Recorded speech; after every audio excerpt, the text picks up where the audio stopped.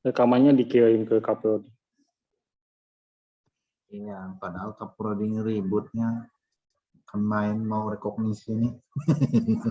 Giliran udah bersedia WR1 nih nggak on time lagi. WR1 nih pasti lebih sibuk sekarang.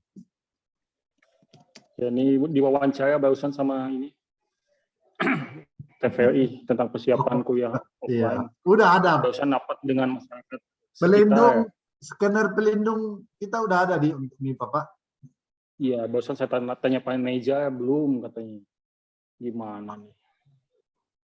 Banyak masalah. Tapi kalau lihat video Mas Nadiem itu kan nggak perlu lagi peduli lindungi kan? Iya, masa kita begitu. Wah, itu ada orang yang tahan virus Omikron ini di badannya nggak masalah. Begitu menular ke orang, nah ini dia karir aja. Gimana tuh? Kalau gitu mah bebas-bebas aja lah. Nggak usah, biasa aja, normal loh. Siapa berani?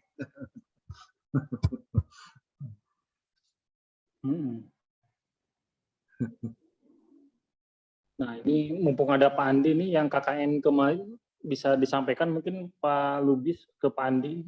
Kita mulai aja. Apa gimana, Pak? Ya, nggak apa-apa. Udah direkam kan? Udah. Oke, kita mulai.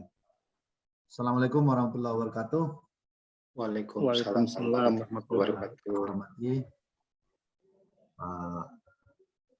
WR1 Pak Profesor Lutfi sudah bersedia hadir di ruangan Zoom ini.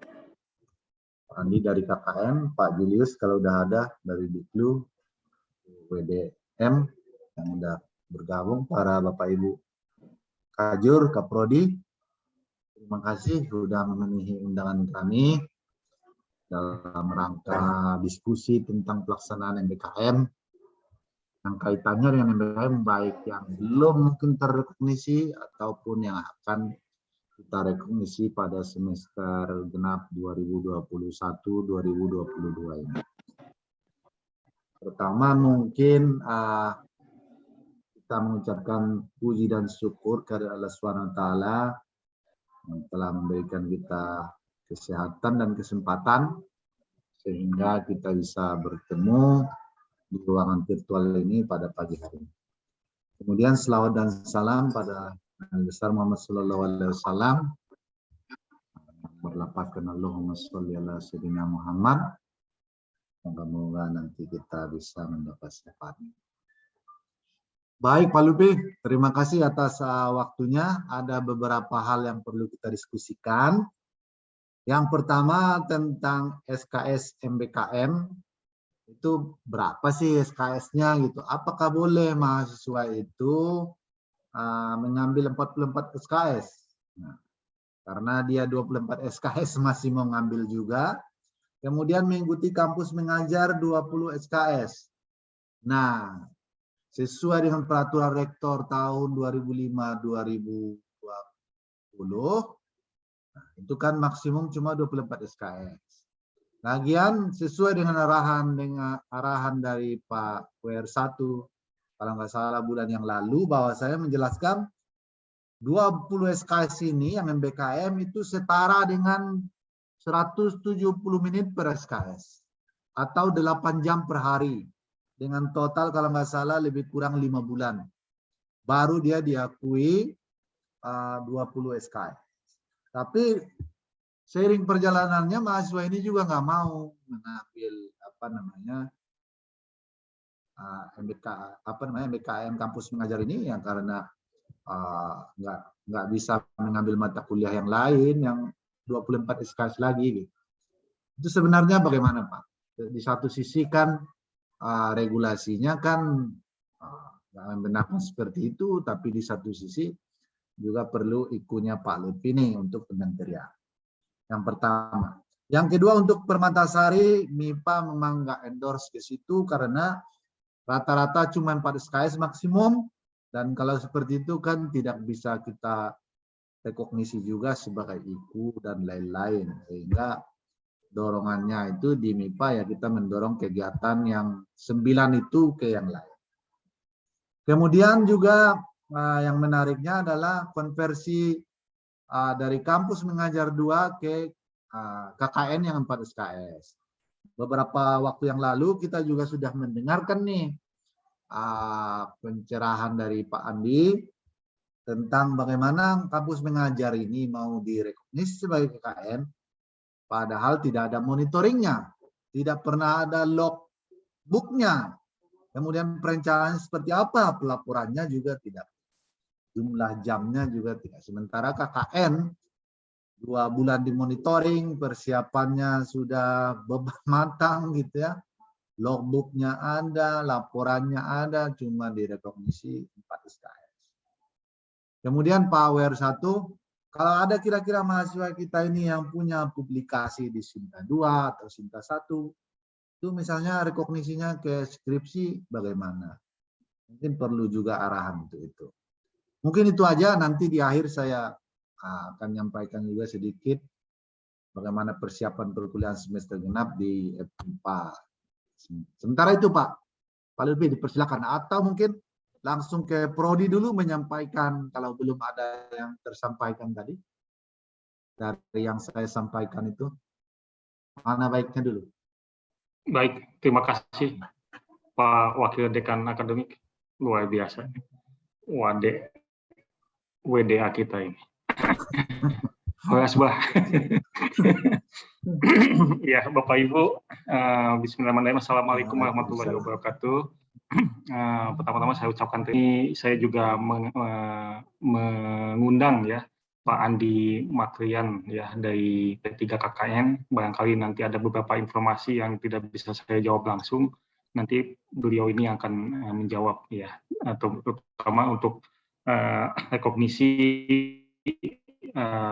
mata kuliah MBKM ke KKN yang 4 SKS tadi. Kemudian ya untuk Bapak Ibu Ketua Jurusan Kaprodi, ya salam kenal bagi yang belum kenal ya. Kemudian ya mungkin beberapa minggu lalu ya kita sudah pernah ketemu di ruang Senat ya. Saya kira hampir semuanya hadir di situ ya, dan di situ kita sudah diskusi banyak tentang rekognisi MBKM ini. Jadi salah satu masalah tadi adalah rekognisi kampus mengajar ya, 3 ke MBKM. Jadi kampus mengajar ini sekarang kan memang diminta MBKM ini diminta minimal 20 SKS per mahasiswa ya, kalau mau diakui direkognisi sebagai IKU kedua ya. Di IKU kedua itu berarti mahasiswa dia berkegiatan di luar prodi ya. Nah, ya saya sendiri mengikuti terus perkembangan MBKM ini ya, yang ide awalnya dari Mas Menteri Mas Nadiem Makarim ya. Secara pribadi saya sama dengan ibu-ibu ya, pusing sebetulnya, dan juga kurang begitu setuju dengan konsep Mas Nadiem. Tapi apa boleh buat, ini merupakan instruksi dari Jakarta ya, dan saya secara struktural ini wakil dekan akademik, maka saya harus mau tidak mau membela Mas Nadiem ya, meskipun dari segi pribadi ya saya juga kurang sepakat dengan idenya tersebut. Kalau bukan saya, wakil dekan akademik termasuk ini ya, Kaprodi yang membela kementerian, siapa lagi ya? Masa kita kompak menolak semua? Nah, itu kan tidak mungkin, karena kita juga diikat oleh IKU ya, dan banyak sekali program dari Jakarta ini yang langsung masuk ke mahasiswa kita dicekoki sama dana ya, UKT dibebaskan, tiap bulan dikasih uang saku untuk ikut MBKM ini. Nah, jadi itu sejarahnya ya, kenapa kita kemudian jadi ya banyak kerjaan tambahan untuk MBKM. Nah, kemudian ke pertanyaan tadi kembali ya dari wakil dekan akademik bahwa kampus mengajar 20 SKS ya. Dulu kampus mengajar perintis ke 1 ke 2 itu mungkin tidak selama sekarang. Kalau sekarang kan 4 sampai 5 bulan. Kenapa? Karena tadi rekognisinya 20 SKS. Nah, bagi Bapak Ibu Kaprodi yang sudah bisa mencari mata kuliah apa yang cocok dengan kampus mengajar tersebut atau kegiatan MBKM lain ya, tidak mesti kampus mengajar, maka silakan nanti nilai kampus mengajar tersebut dimasukkan ke mata kuliah. Misalnya di kimia, ya ada Kapita Selekta. Nah, itu 2 SKS, berarti 2 SKS bisa masuk ke situ. Ditambah lagi yang lain, misalnya KKN, 4 SKS masuk ke situ, ya. Terus seperti itu. Jadi bagi yang sudah punya rekognisi atau konversinya silahkan diteruskan. Bagi yang belum punya, nah kemarin kita kasih solusi ya, emergency exit kita buatkan SK lektor yang kemarin Pak Julius share di grup ya, ada 20 SKS, isinya soft skill dan hard skill. Misalnya kemampuan berpikir kritis, kemampuan berpikir kreatif, ya, bekerja sama, menyampaikan pendapat dan sebagainya. Yang harapannya itu didapat, skill tersebut didapat oleh para mahasiswa selama mereka mengikuti kegiatan MBKM, ya. Kalau kampus mengajar kan di sekolah 4 bulan sampai 5 bulan dan seterusnya. Jadi rekognisinya ke 20 SKS, ada 10 mata kuliah di situ ya, yang kita jadikan mata kuliah pilihan universitas. Jadi silakan mana saja yang dipilih ya, harapannya dari kami agar IQ 2-nya terpenuhi ya direkognisi semua. Nah, ada pertanyaan, kalau misalnya 20 SKS kampus mengajar, sedangkan mahasiswa tersebut mengambil 24 SKS semester ini, berarti kan total ada 44 SKS ya, sedangkan aturannya nggak boleh, berarti kalau begitu kan 2 tahun itu bisa selesai S1, ya 40 SKS tiap semester. Iya, betul. Nah, jadi ya itu masalah lain ya, jadi sebetulnya kampus mengajar itu kan di siakat kita ya SKS-nya tidak muncul 20 ya. Jadi nanti pas direkognisi dia munculnya. Jadi yang 24 SKS itu yang diambil mahasiswa yang bersangkutan semester genap ini yang akan datang, misal tadi dia ngambil Kapita Selekta di 24 SKS tersebut ya. Nah, Kapita Selekta tersebut diisi di KRS, siakat Unip diisi, tapi kuliahnya tidak ikut ya. Kuliah tidak ikut, nanti nilainya diisi kalau kampus mengajarnya sudah selesai. Seperti itu, Bapak Ibu. Kecuali 4 SKS terakhir, ya, karena ada selisih 24 sama 20 kan.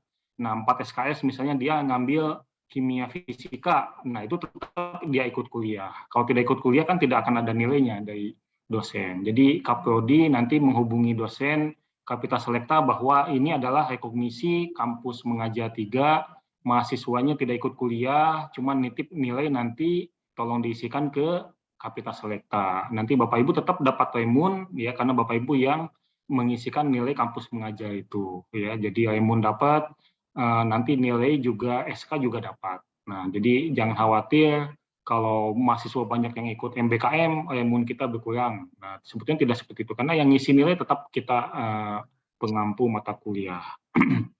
Nah, itu yang pertama. Kemudian tadi yang KKN mungkin nanti Pak Andi ya lebih detail. Ya intinya tetap dari KKN memerlukan beberapa instrumen untuk penilaian ya, seperti laporan ya. Kalau tidak ada laporan nanti Pak Andi bingung ngasih nilainya gimana kan. Dan ini harus kerjasama dengan dosen pembimbing kampus mengajarnya. Mungkin Pak Andi sebetulnya tidak banyak pasif ya, kita dari KKN pasif, nanti nilai dari dosen kampus mengajar itu yang sebetulnya lebih tahu bagaimana menilai mahasiswa tersebut, apakah dia di sekolahnya aktif, laporannya lengkap, tiap hari masuk sekolah, ya. Kadang ada yang nggak pernah ke sekolah kan, nah itu ya hanya dosen yang tahu. Pak Andi mungkin kurang begitu paham. Nanti silahkan Pak Andi tambahkan ya, biar rekognisi KKN-nya tidak ada masalah. Itu 2 yang saya tangkap ya. Yang ketiga apa tadi ya, Pak Lubis?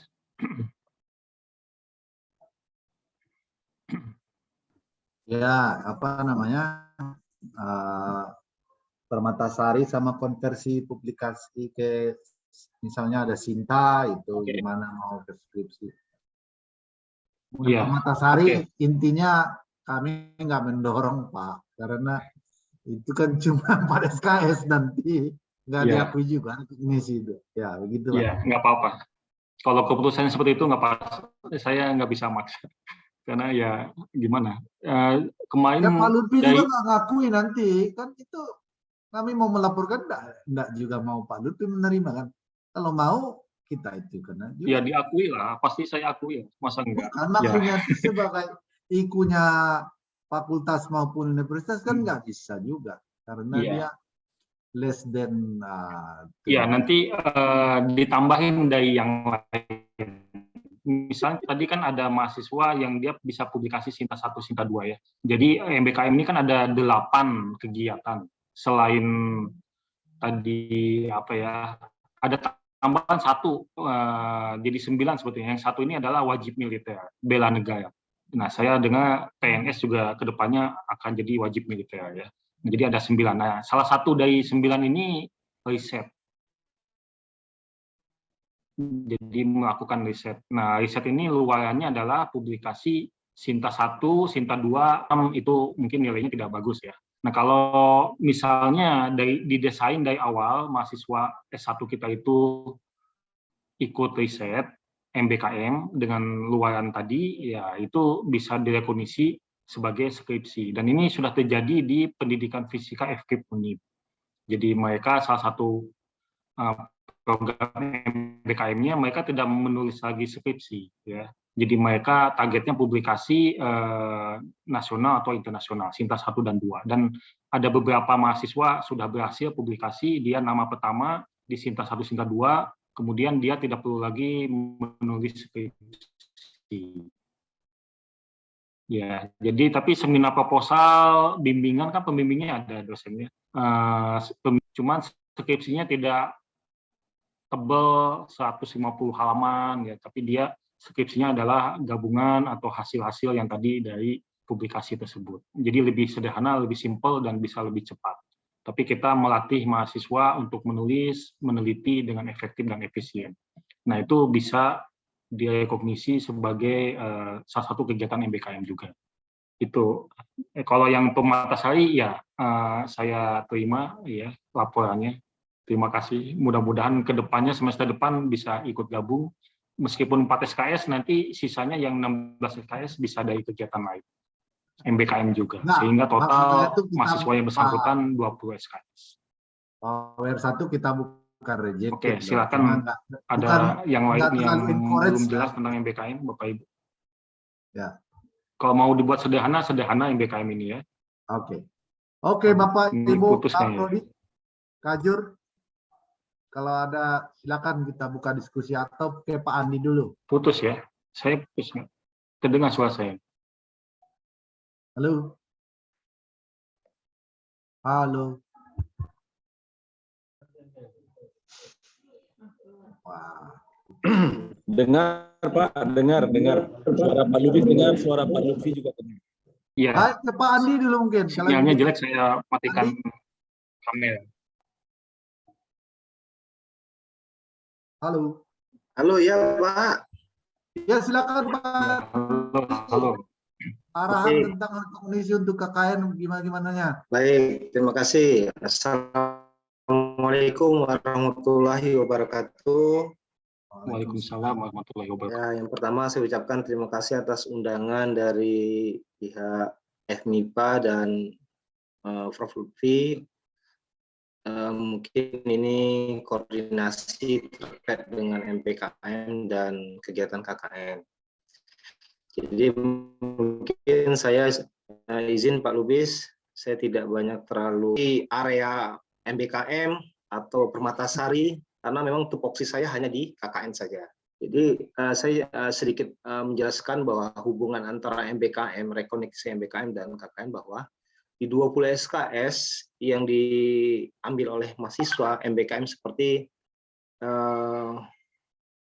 yang sudah-sudah, itu memang bisa mereka melakukan rekoneksi atau mengkonversi kegiatan MBKM yang 20 SKS itu ke kegiatan KKN sebesar 4 SKS. Artinya dalam 20 SKS itu ada 4 SKS yang slotnya khusus untuk KKN. Tapi yang harus dipahami, jangan sampai nanti mahasiswa tersebut salah kaprah, sehingga mengambil 20 SKS untuk MBKM, terus ngambil lagi 4 SKS untuk KKN, sehingga totalnya menjadi 24 SKS. Ini mungkin juga perlu informasi kepada setiap PA mungkin, bahwa pada saat melihat mereka mengkonfirmasi untuk meng-ACC KRS, ditanya dulu 20 SKS MBKM ini, terus mereka ada lagi tiba-tiba menambahkan 4 SKS untuk KKN.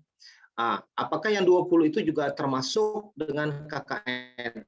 Artinya kalau misalnya dia udah ngambil MBKM 20 SKS, kemudian tiba-tiba dia menambahkan lagi 4 SKS untuk KKN, artinya ada 8 SKS untuk KKN. Nah, ini mungkin perlu dalam tataran, dalam level PA itu yang harus memfilter, menginformasikan hal tersebut. Karena terkadang mahasiswa kan nggak tahu. Terkadang seperti kata Prof. Vivi tadi, mahasiswa ini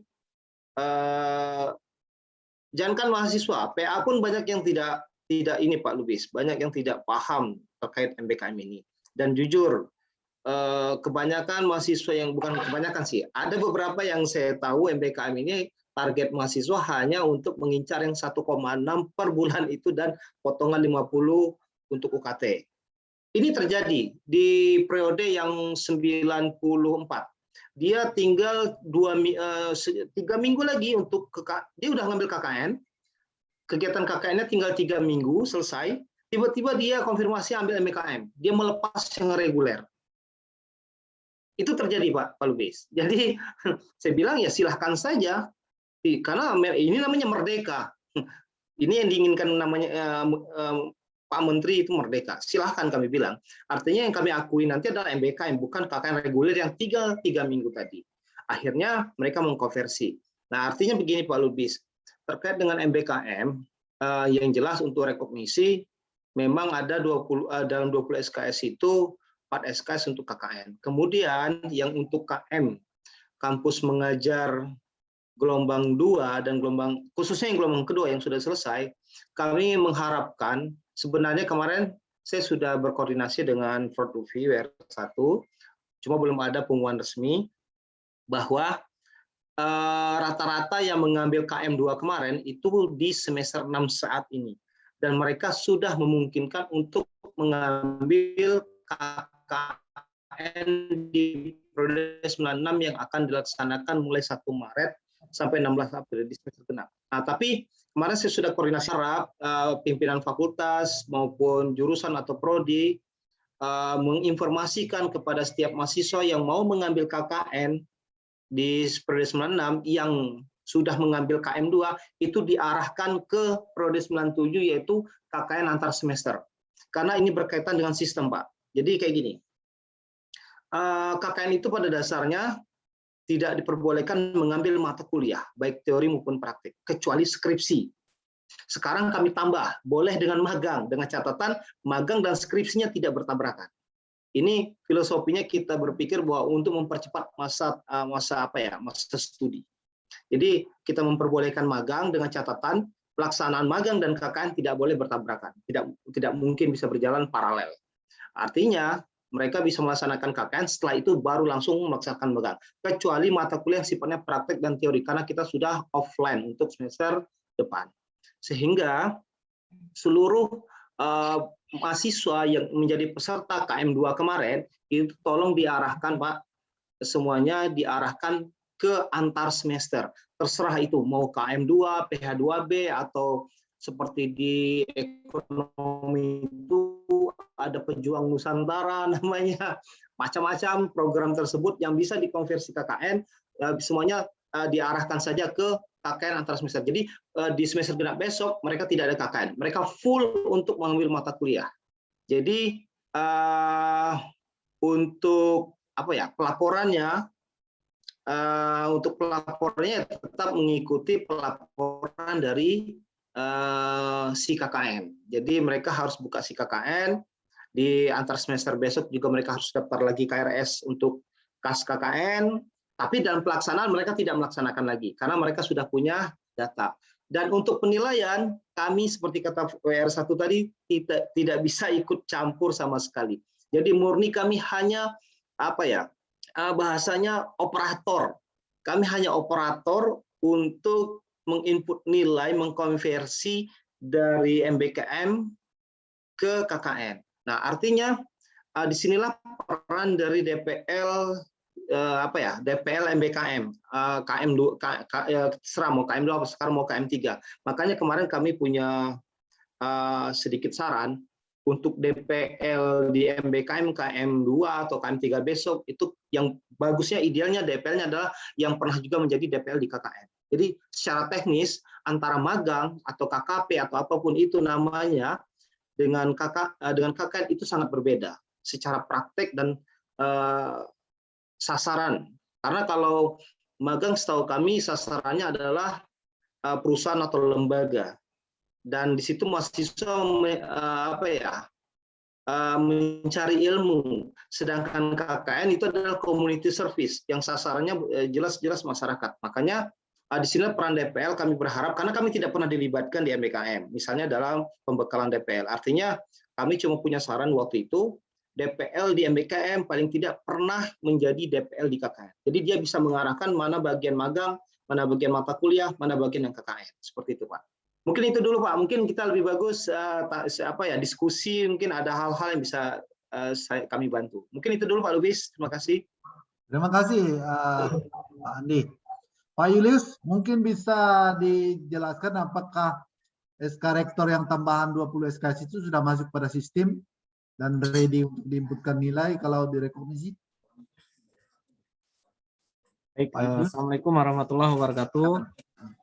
Bapak Ibu, WR1, Kajur, WD1 FMIPA, Kaprodi, dan Bapak Ibu undangan lainnya yang sempat hadir dalam pembahasan diskusi ini. Terima kasih atas kesempatannya.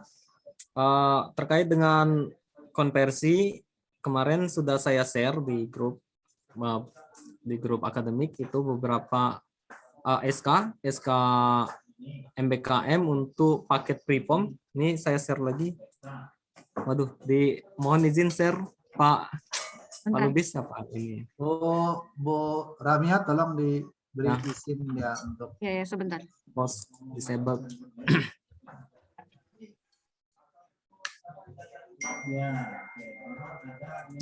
Sudah, Pak? Oke, sudah ya. Ini nampak Bapak Ibu ya. Ini sudah di-SK-kan tentang mata kuliah kompetensi tambahan hard dan soft skill mata kuliah pilihan Universitas Bengkulu untuk rekognisi MBKM 20 SKS paket preform. Ini hasil kesepakatan rapat. Putusan ini mulai berlaku mulai semester ganjil ya. Karena semester ganjil PD Diktinya masih diperkenankan untuk direkognisi ke PD Dikti. Jadi nanti di kurikulum PD Diktinya ini sudah beberapa kami tambahkan di feeder PD Dikti. Ini mata kuliahnya KMU 001 sampai 010. Pemecahan masalah literasi baru itu total 20 SKS. Jadi ini bisa langsung dikonversikan ke paket preform namanya, karena ada beberapa prodi yang memang ketika merekognisi mata kuliah di kurikulumnya tidak terlalu berkaitan dengan apa yang di program mahasiswa yang diambil itu. Misalnya kampus mengajar di ekonomi misalnya di ekonomi D1 manajemen. Nah, itu tidak banyak sekali mata kuliah yang bisa direkognisi ke sana, apalagi jumlahnya totalnya 20 SKS. Jadi ini bisa dipakai. Jadi kami di PD Dikti itu hanya menunggu operator sudah saya training mulai dari hari Senin kemarin itu beberapa Bapak Ibu operator sudah saya training untuk bagaimana caranya memasukkan datanya ke PD Dikti. Alhamdulillah sudah pada tahu, tapi masalahnya adalah kembali ke apa sih yang mau diinputkan di PD Dikti tersebut. Nah, ini saya share juga. Bentar.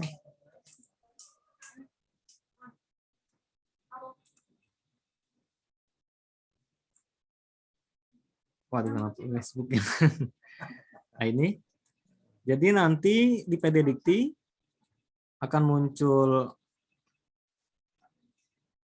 ini, muncul kampus merdekanya. Misalnya ini S1 bimbingan dan konseling. Ini contoh aja, Pak. Jadi nanti bisa langsung menambahkan mata kuliah tersebut di sini konversinya. ya, atas nama Jihan Latifa. Dia ikut di semester ganjil. Program aktivitasnya sudah dimasukkan, asistensi mengajar di satuan pendidikan. NIM-nya sudah didatakan.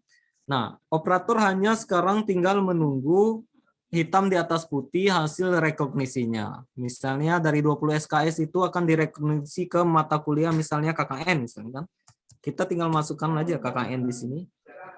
KKN, nah ini misalnya MKU 400 kurikulum MBKM, KKN 4 SKS. Jumlah total 4 SKS, kampus mengajarnya misalnya dapat nilai A, misalnya kan nilai angkanya berarti A, nilai angkanya berarti 90 misalnya kan, nilai hurufnya A, simpan. Udah langsung masuk PD Dikti, berarti kalau 4 SKS tinggal 16 SKS lagi yang dimasukkan. Ini untuk paket yang bukan preform. Jadi kalau paket preform ya tuh kosong. Nah, ini ada beberapa yang belum memang harus dipetakan ke kurikulum masing-masing prodi. Jadi keterbatasan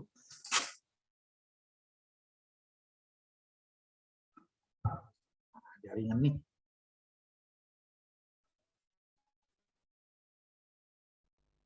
Pak Julius. Halo.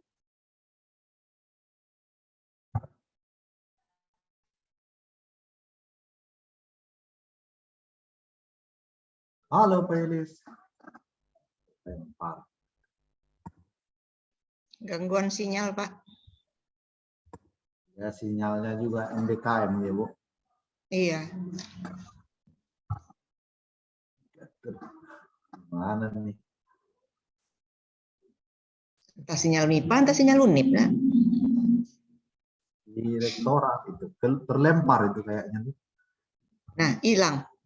Nah, hilang, bapaknya hilang. Main sulap. Bang, Pak Lutfinya juga nggak ada. Pak Lutfi? mohon maaf ini. Pak Yulis sudah masuk udah. Ya, putus. Internet kami dari pagi tadi ini putus nyambung, Ibu. Jadi ini ada pertemuan tapi internet putus nyambung. Alhamdulillah udah connect lagi. Jadi begitu Bapak Ibu. Jadi kami di sini di Pangkalan Data Pendidikan Tinggi tidak ada masalah untuk merekognisi. Tapi yang jadi apa? Jadi permasalahan kita bersama yaitu hasil rekognisinya Bapak Ibu. Nah, yang jadi permasalahan juga adalah terkait dengan misalnya mahasiswa A gitu kan, mahasiswa A mengambil kampus mengajar, itu kan 20 SKS konversinya. Sedangkan dia juga mengambil 24 SKS mata kuliah reguler. Karena dulu kan semester ganjil masih pandemi kan, pandemi masih online. Mungkin ya mereka bisa apa sambil-sambilan gitu kan, sambil kampus mengajar, sambil kuliah online. Karena memang zaman itu zaman pandemi, jadi kuliahnya masih tetap online, jadi masih bisa tersenggara. Jadi kalau dikonversi secara logika saya ya, SNDikti itu membatasi bahwa mahasiswa hanya diperkenankan mengambil maksimal 24 SKS. Sedangkan mahasiswanya sudah mengambil mata kuliah reguler 24 ditambah hasil konversi 20 SKS. Jadi satu semester jika dikalkulasikan sudah berapa itu ya? 24 tambah 20. 44 SKS. 4 semester selesai. 4 semester ya Pak. Sama dengan S2 ya. Jadi kalau seperti itu saya rasa sangat menguntungkan sekali bagi mahasiswa. Nah, kendalanya di PD Dikti ini Bapak Ibu, aplikasinya itu belum memfilter. Jadi filternya masih manual ini, masih manual di kita masing-masing. Harusnya yang sudah mengambil mata kuliah 24 SKS reguler itu ya harusnya ditahan untuk tidak ikut kampus mengajar atau harus dikorbankan salah satu. Jadi kalau dia mau ngikut kampus mengajar misalnya atau magang atau KKN atau apalah namanya kan pejuang muda itu kan, yang reguler ya harusnya sisa dari hasil konversi nanti. Kalau konversinya 20 berarti dia regulernya hanya bisa ngambil 4. Karena secara logika saya awam ini Bu, kalau kuliah 24 SKL itu udah full sekali itu. Dari Senin sampai Jumat itu kalau offline udah ada slotnya lagi untuk ini. Paling slot makan siang sama apa lah itu kan. mau pakai kampus mengajar juga sampai 4 bulan, saya rasa tidak mungkin kegiatan itu dilakukan bersamaan. Kalau sudah offline, kalau online ya masih tetap saja. Jadi kalau yang di genap ini kan insya Allah kita akan offline. Bapak Ibu untuk penomoran jasa nasional misalnya 44 SKS itu masih bisa, belum dihitung hasil konversi mata kuliah dengan mata kuliah reguler, jika ditambahkan itu belum dihitung sebagai total SKS. Total SKS-nya tetap yang dihitung adalah mata kuliah reguler. Tapi secara ini memang sangat memperlancar lulusan tepat waktu, Pak Asar. Bukan tepat waktu lagi kalau itu ya. Iya, tapi kalau itu kan melanggar peraturan rektor dulu, Iya. buktinya bagaimana? Kan Ya, itu kalau banyak hal-hal yang kalau lain. dia tiap 1 semester ngambil 50 Kampus Merdeka SKS. berarti 44 kali 2, 88. Tinggal sisa berapa lagi itu kan selesai itu. 2 Iya. tahun selesai dia kuliah. Iya, iya. Salah. Mungkin itu saja Baik. Pak Baik. ini Asar. Terima yang kasih perlu saya pencerahannya Pak sampaikan. Julius. Assalamualaikum Kayaknya warahmatullahi wabarakatuh. udah move on lah sedikit untuk memasukkan nilai-nilai ideal kayaknya itu.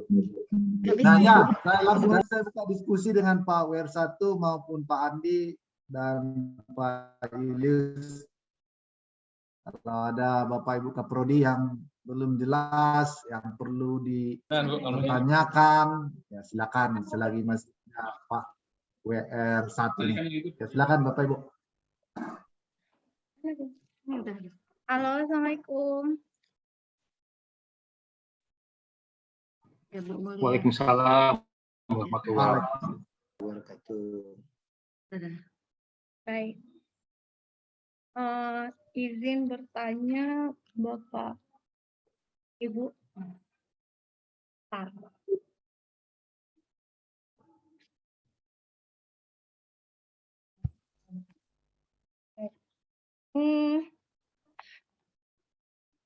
Bismillahirrahmanirrahim. Assalamualaikum warahmatullahi wabarakatuh. Waalaikumsalam warahmatullahi wabarakatuh. Terima kasih atas kesempatannya. Kesempatan yang sangat baik sekali ya, karena ada beberapa hal yang membingungkan kami, baik sebagai dosen, sebagai PA, mungkin sebagai kaprodi atau ketua jurusan dalam dalam prakteknya di lapangan seperti itu. Mungkin kasus yang saya sendiri temui, mungkin ada juga Bapak Ibu dosen lain maupun kaprodi yang juga mengalami hal yang sama. Ada mahasiswa yang menanyakan hal yang sama. Jadi yang pertama saya ingin cerita sebenarnya ya Bapak Ibu kasusnya seperti apa, sehingga mungkin dari kasus-kasus itu, karena mungkin bisa saja kasusnya bukan hanya di matematika, di tempat lain juga mungkin, sehingga ini bisa kita carikan solusinya seperti apa. Mahasiswa yang pertama, kasus pertama ya Bapak Ibu, mahasiswa ini sama seperti yang diceritakan oleh Pak Julius tadi, bahwa dia ngambil KM 2. Karena daring, dia juga ngambil kuliah 24 SKS. Nah, sekarang dia sudah selesai melaksanakan KM itu, tetapi nilai KM-nya itu belum keluar. Bagaimana alurnya? Alurnya supaya nilai KM itu keluar, itu mahasiswa juga bingung, prodi juga bingung, gimana memasukkan nilainya dari mana. Nah, ketika mahasiswa ini mengambil KM 2, saya sebagai PA-nya, saya tidak tahu kalau dia mengambil KM 2 itu. Saya nggak tahu. Nah, jadi kalau seandainya memang perlu PA mengetahui bahwa mahasiswa tersebut adalah lolos dan mengambil KM 2, mungkin perlu prosedur juga. Bagaimana caranya PA tersebut tahu bahwa mahasiswanya ini mengambil KM 2. Misalnya ada aturan, bagi mahasiswa yang dapat KM 2, maka dia mesti mengisi KRS dengan mata kuliah rekognisi. Bisa jadi mata kuliah yang di SK Rektor, yang diperlihatkan oleh Pak Julius tadi, ada 20 SKS itu, Atau bisa jadi mata kuliah rekognisi yang disepakati di prodi. Sehingga prodi PA tahu, oh ternyata ini mahasiswa ini ngambil KM2 gitu. Nah, itu masalah PA yang tidak tahu. Kemudian masalah input nilai. Gimana caranya proses input nilai dari KM2 itu yang udah berlalu? KM2 ini direkognisi 20 SKS dan kalau kita rujuk ke SK Rektor itu berlaku di semester ganjil. Nah, gimana alurnya itu? Sepertinya kita ini perlu aturan secara tertulis sehingga mahasiswa mempunyai pemahaman yang sama, prodi mempunyai pemahaman yang sama, semua mahasiswa mempunyai pemahaman yang sama, dosen dan PA juga mempunyai pemahaman yang sama. Saya pikir kita perlu aturan secara tertulis, alur-alurnya seperti apa saja yang dilakukan, sehingga semuanya paham dan bisa jalan, gitu. Semuanya bisa jalan dengan baik. Gitu. Nah, masih kasus yang ngambil KM2. Mahasiswa ini dapat informasi bahwa KM2 ini dikonversi dengan KKN. Nah, aturan bahwa KM2 ini direkognisi menjadi KKN itu hanya cerita mahasiswa. Aturannya dari mana kita juga nggak tahu. Dan bagaimana cara merekognisinya ke menjadi mata kuliah KKN, bagaimana alurnya, apa yang harus dilakukan mahasiswa, misalnya membuat surat pengantar apa yang dilakukan prodi, apa yang dilakukan fakultas, itu juga belum tahu gitu. Sehingga sampai saat ini mahasiswa yang ambil KM2 itu nilai KM-nya belum keluar. Apakah direkognisi dengan KKN, dia juga nggak tahu gimana cara supaya KM2 ini bisa direkognisi menjadi nilai KKN. Karena itu tidak tahu alurnya mau diapakan gitu. Mahasiswa harus melakukan apa, prodi harus melakukan apa, itu belum jelas gitu Bapak Ibu. Nah, itu kasus yang pertama.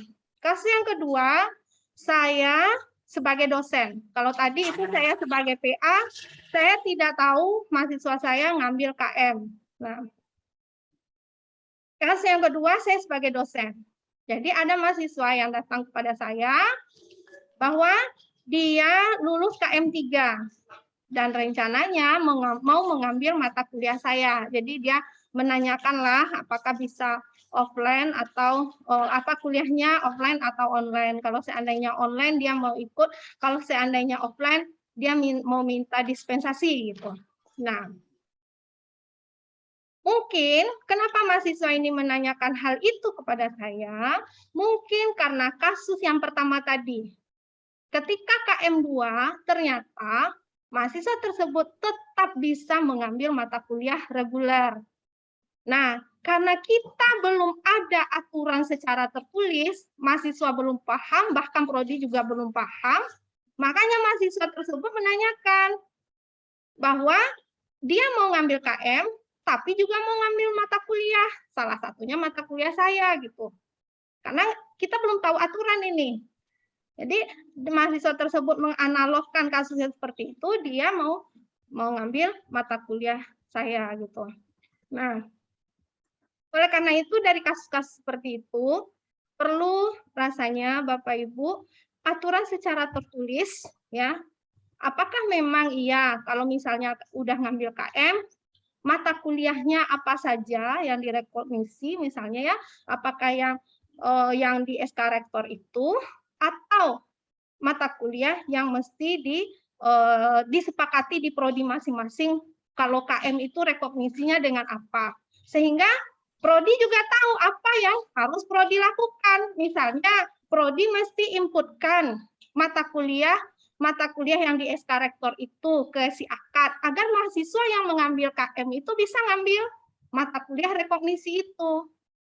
Prodi tahu bahwa prodi harus mengasih tahu atau memanggil mahasiswa yang ikut KM bahwa ini ada mahasiswa kalau mengambil KM maka mata kuliah penggantinya nanti adalah mata kuliah 1, 2, 3 ini. Prodi tahu apa yang harus dilakukan gitu.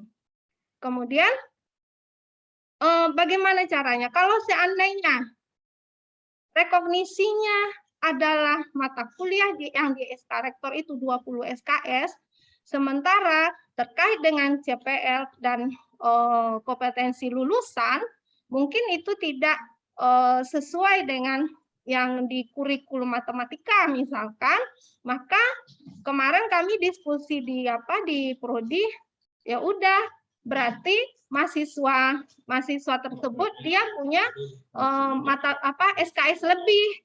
Kalau pada awalnya mereka harusnya lulus itu 144 SKS, dengan mengambil kampus mengajar kemudian mereka dapat mata kuliah rekognisi 20 SKS sesuai dengan mata kuliah di SK Rektor, maka nanti tamatnya jadinya adalah 164 SKS. Nah, mungkin seperti itu. Mungkin itu salah satu alternatif. Kesepakatan di prodi itu ngobrol-ngobrol di prodi saja, kemungkinan salah satu alternatifnya seperti itu. Tetapi setelah disampaikan ke mahasiswa, mahasiswa juga keberatan dengan cara seperti itu. Karena dengan bertambahnya SKS-nya jadinya tentu menambah lama studi. Menambah lama studinya dan tentu banyak efek lainnya, sehingga akhirnya mahasiswa juga mundur, nggak jadi ikut KM. Nah, karena seperti itu kan sayang juga kalau seandainya alternatif solusi itu kita lemparkan ke mahasiswa, ternyata mahasiswa nggak jadilah ngambil KM, ngapain nambah-nambah semester, kan sayang juga gitu. Nah, oleh karena itu kami mungkin dosen, PA, ketua prodi ya maupun ketua jurusan ini mungkin perlu semacam alur aturannya seperti apa ya, mahasiswa harus melakukan apa saja, prodi harus melakukan apa saja, sehingga ini bisa jalan dan mahasiswa mempunyai pemahaman yang sama. Kadang-kadang dia temui dosen ini lain tanggapannya, temui PA ini lain tanggapannya, kan jawaban tidak seragam. Apa penyebabnya? Karena tidak mempunyai pemahaman yang sama. Nah, itu yang dibutuhkan kalau dalam pikiran saya itu aturan yang jelas, baik itu ke KKN atau ke yang tadi. Yang tadi ada saya lihat yang Pak Julius buka itu ada aplikasi untuk akses ke PDDikti. Saya belum paham juga itu seperti apa. Mungkin prodi juga perlu tahu ya bagaimana caranya bisa sampai ke apa yang dibuka Pak Julius tadi, sehingga memang ketika mahasiswa mengambil MBKM memang diakui dan tercatat di PDDikti. Mungkin itu Bapak Ibu, terima kasih, mohon maaf kalau ada sesuatu yang kurang berkenan. Baik, terima kasih Bu Kajur Matematik. Pak Prof. Iya, boleh. Masih ada? Silakan ya, ditanggapi, Prof. Ya, minta izin saya screen boleh? Boleh, boleh. Saya bisa merasakan beratnya beban hidup Kajur Matematika ini. Namanya, tapi belum tahu saya namanya siapa ya. Tolong Bu Ramia diituin Pak jadi Sudah Pak. Kami izin pakai handphone ya Pak. Iya. Nah, ini sudah terlihat ya. Ya, jadi sebetulnya dari UNIP ya, dari Rektorat sendiri kita sudah buat panduan MBKM yang digagas oleh Pak Suharyanto dan kawan-kawan ya. Saya kira semua sudah dapat itu. Cuman panduan itu memang masih umum. Nah, kenapa dibuat umum ya? Karena masing-masing prodi kan punya ciri khas tersendiri. Nah, jadi ciri khas itulah yang kemudian harus kita diskusikan dengan teman-teman di prodi, dosen-dosen semua. Ya. Nah, kemudian ini yang saya lakukan tahun lalu, udah lama nih ya, udah setahun lebih, Agustus 2021. Sebelum saya jadi Walek, waktu itu wakil dekan akademik, kita diskusi sama prodi, ya siang malam lewat WA segala macam ya.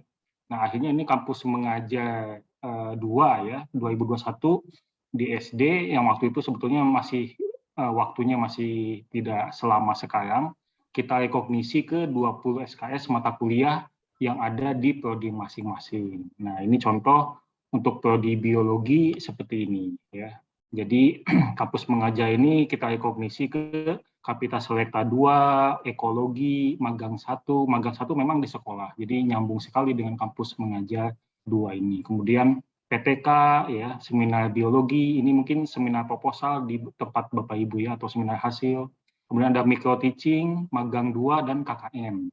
Nah, ini KKN yang dengan di bawah Pak Andi tadi ya. Total 20 SKS. Nah, ini suratnya ditandatangan oleh Wakil Dekan Akademik untuk legalitas ya. Jadi ini bisa di ATM ya, amati tiru modifikasi di FMIPA ya, atau dari Kaprodi juga bisa sebetulnya. Jadi silakan biar tidak bingung lagi dibuat seperti ini. Ini adalah sebelum ada saya buat sebagai Walek 1 yang emergency exit ya, yang soft skill 20 SKS itu. Kenapa? Karena kemudian saya melihat banyak sekali teman-teman ya, terutama di Fakultas Hukum ya, Pak Amanci, kemudian di FEB Pak Heru ya, itu masih kebingungan merekognisi ke mata kuliah di prodi. Ya sudah, saya buatkanlah soft skill dan hard skill 20 SKS. Nah, kalau ini tidak bisa direkognisi ke mata kuliah di prodi, karena kampus mengajar tadi di MIPA mungkin padanannya tidak sebanyak di FKIP yang Fakultas Keguruan, maka alternatif terakhir silakan direkognisi ke mata kuliah soft skill tadi yang sudah di-share Pak Julius. Nah, itu adalah alternatif terakhir untuk memudahkan Bapak Ibu. Jadi, kalau di soft skill itu berarti KKN tidak usah lagi masuk ke situ ya, karena di situ sudah 20 SKS. Apalagi tadi misalnya membuat software Python ya yang dari tim KKN itu agak jauh dari community service, tidak bisa direkognisi ya. Silakan didiskusikan bagaimana bagusnya. Kalau memang tidak bisa ke KKN berarti kita ambil alternatif yang soft skill 20 SKS. Tapi total harapannya idealnya tetap maksimal 160 SKS untuk S1, minimal 144. Jadi kalau sudah ngambil 20 SKS itu ya mau tidak mau ada mata kuliah di prodi harus dikurangi, diikhlaskan 20 SKS diganti dengan mata kuliah soft skill MBKM itu. Nah, demikian ya, mudah-mudahan menjadi jelas. Silakan kalau masih ada yang mau menambahkan atau belum jelas. Baik, Prof.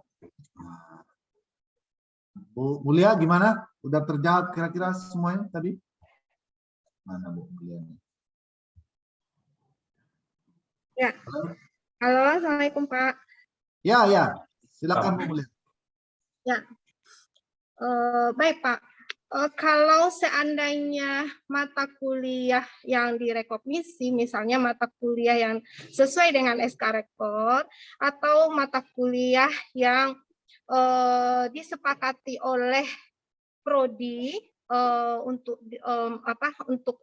rekognisi kampus mengajar, misalnya mata kuliah apa aja di prodi, mungkin itu bisa disepakati di prodi. Tapi bagaimana caranya untuk bisa mahasiswa, misalnya tadi kalau misalnya rekognisi dengan mata kuliah yang sesuai dengan SK Rektor, gimana caranya misalnya proses pengisian KRS mahasiswa? Ini masalah teknisnya gitu, Pak. Iyalah, kita rekognisi dengan mata kuliah sesuai dengan SK Rektor itu, atau yang mata kuliah yang disepakati di prodi sendiri. Tapi gimana caranya gitu ya Pak? Oke. Di masing-masing prodi kan ada operator PDDikti ya Bu ya. Nah, mereka itu yang diundang Pak Julius rutin ke rektorat untuk input PDDikti nilai itu. Misal ya, rekognisi ke 20 SKS yang SK Rektor soft skill. Nanti langsung kan Pak Julius tadi sudah input manual dan tinggal diisi saja sama operator masing-masing. Cuman tetap dasarnya harus ada surat dari Kaprodi minimal ya, biar nanti jelas legalitasnya seperti apa. Nah, kalau misalnya di rekognisinya ke mata kuliah micro teaching atau KKN ya, yang seperti tahun lalu kami lakukan di FKIP. Nah, itu berarti KKN nanti yang input Pak Andi ya. Nah, nanti nilai KM-nya itu silakan dikirimkan ke P3 KKN karena hanya Pak Andi dan kawan-kawan yang bisa isi nilai KKN ya. Tidak bisa kita dari Kaprodi atau dosen di Prodi nggak bisa. Jadi itu kemudian kalau di inputnya apa di rekognisinya ke mata kuliah magang ya, magang 1, magang 2, maka kalau di FKIP namanya unit PL ya atau PLP, ada unit PPL itu ketuanya Ibu Rosani. Nah, nilai magang kampus mengajarnya dikirim ke Bu Rosani. Kalau di rekognisi ke mata kuliah, misalnya ke kimia dasar atau matematika dasar ya, maka nilai kampus mengajarnya itu dikirimkan ke dosen mata kuliah matematika dasar tersebut. Nanti dosen itu yang akan menginput nilainya. Dengan catatan mahasiswa itu waktu ngambil kampus mengajar di awal semester, dia mengambil mata kuliah matematika dasar dan lapor ke dosennya bahwa saya tidak akan ikut kuliah Bapak karena ini rekognisi dari kampus mengajar kami. Nanti di akhir nilainya saya serahkan ke Bapak. Nah, seperti itu teknisnya. Ya. Prof, itu menarik itu Prof. Tapi kan nanti di sistem seakan-akan yang mengeluarkan nilai ini adalah dosen yang mengampu mata kuliah itu. Dosen yang mau kuliah itu dia nggak berasa mengeluarkan nilai. Seperti itu kan. Nah, itulah pentingnya komunikasi. Dosen seperti itu, Prof. Itu justru komunikasi penting di situ ya. Jadi kalau misalnya semua kampus mengajar hilang, itu kan kita kehilangan ilmu sebetulnya. Itu salah satu keberatan dosen kita. Banyak yang tidak mau ikut membiarkan mahasiswa kita. Justru kita nih menguntungkan dosen matematika dasar tadi. Dia tidak perlu ngajar, tapi ada nilai Raimun SK dapat gitu kan. Jadi di awal harus dikomunikasikan ke dosen yang bersangkutan bahwa mahasiswa ini rekognisi saja ke mata kuliah matematika dasar. Malah Itu kalau di komunikasi. MIPA itu ada kasusnya Prof. Udah dimasukin nilainya,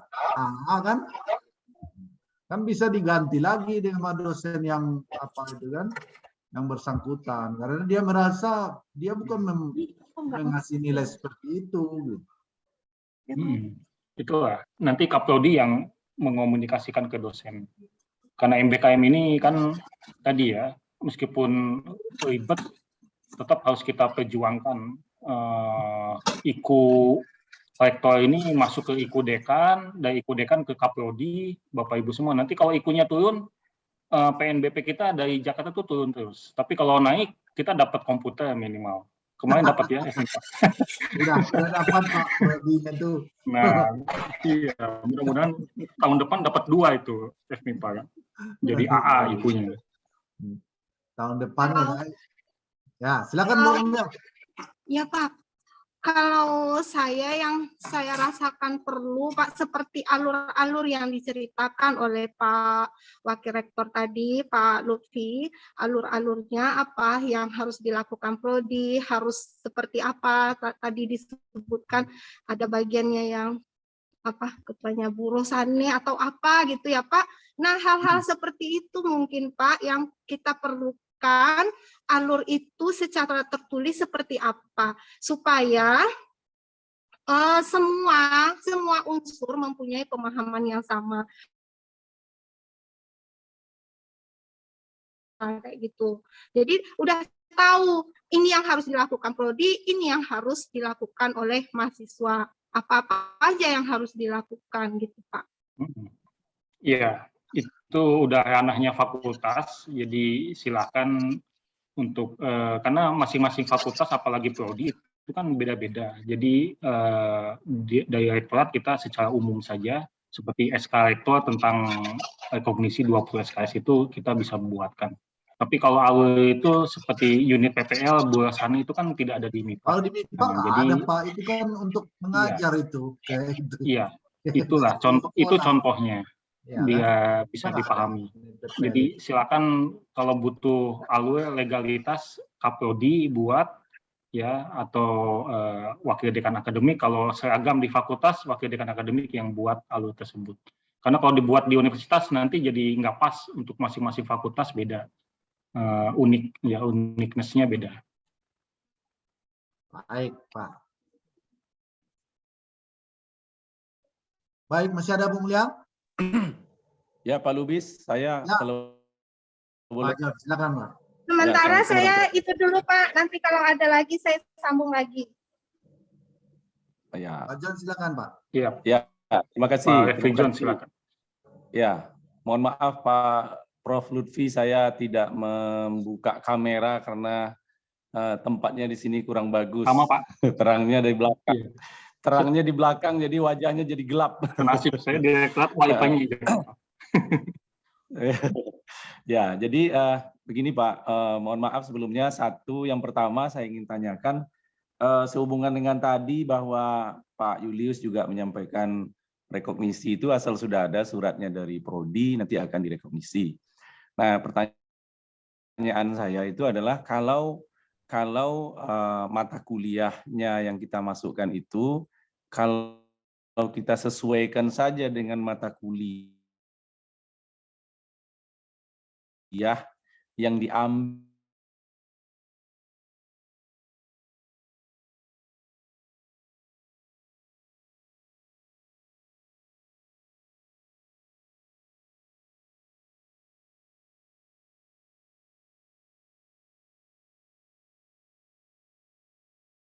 itu saja yang kita masukkan ke PD Dikti melalui mekanisme surat dari Prodi terlebih dahulu. Gitu. Itu yang pertama.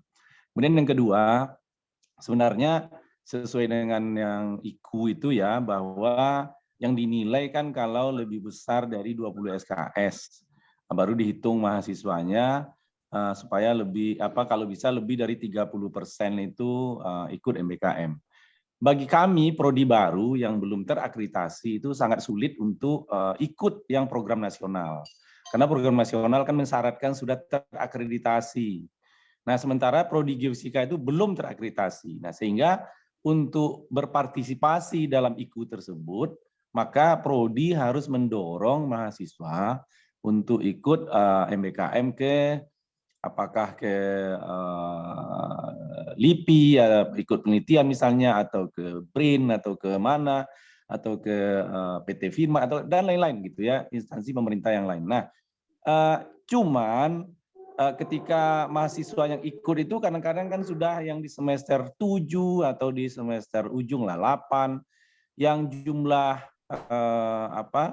mata kuliah yang dia ambil itu kadang-kadang kita kesulitan untuk memasukkannya sesuai dengan yang ada di yang tadi sudah disebutkan tadi itu 20 SKS yang sudah disebut. Nah, seandainya prodi itu memodifikasi nama-namanya, apakah itu kemudian bisa diakomodir oleh universitas nama-nama mata kuliah itu?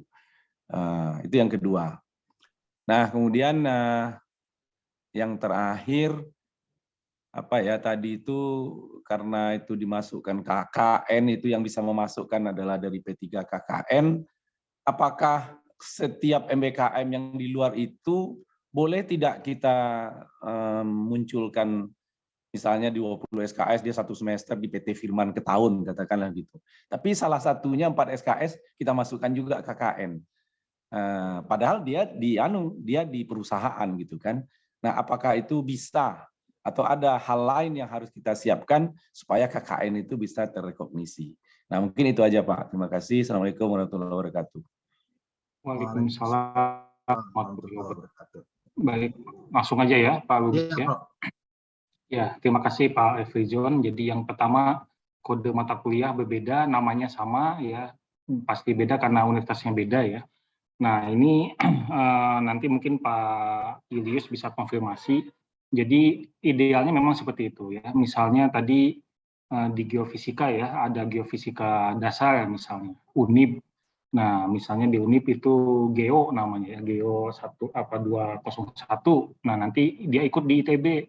Nanti di ITB kan kodenya ITB 101 misalnya. Nah, itu ya, sebetulnya yang idealnya seperti itu. Jadi mahasiswa itu CP-nya ya, capaian pembelajaran, profil lulusannya tidak akan terlalu jauh dibanding dia ngambil kampus mengajar ya. Padahal dari FMIPA, apalagi geofisik. Nah, jadi untuk teknis PDDikti nanti yang diisi tetap mata kuliah kode UNIB ya, tidak bisa kita masukkan mata kuliah kode ITB. Kenapa? Karena harus diinput dulu di si akad kita masing-masing kode mata kuliah yang ada di kurikulum UNIB mahasiswa yang bersangkutan di prodi geofisika, dan di situ tidak ada kode ITB ya. Nah, jadi itu perlu dipahami, artinya rekognisi atau konversi itu tetap terjadi di situ meskipun nama mata kuliahnya sama, silabusnya sama, tapi kodenya beda,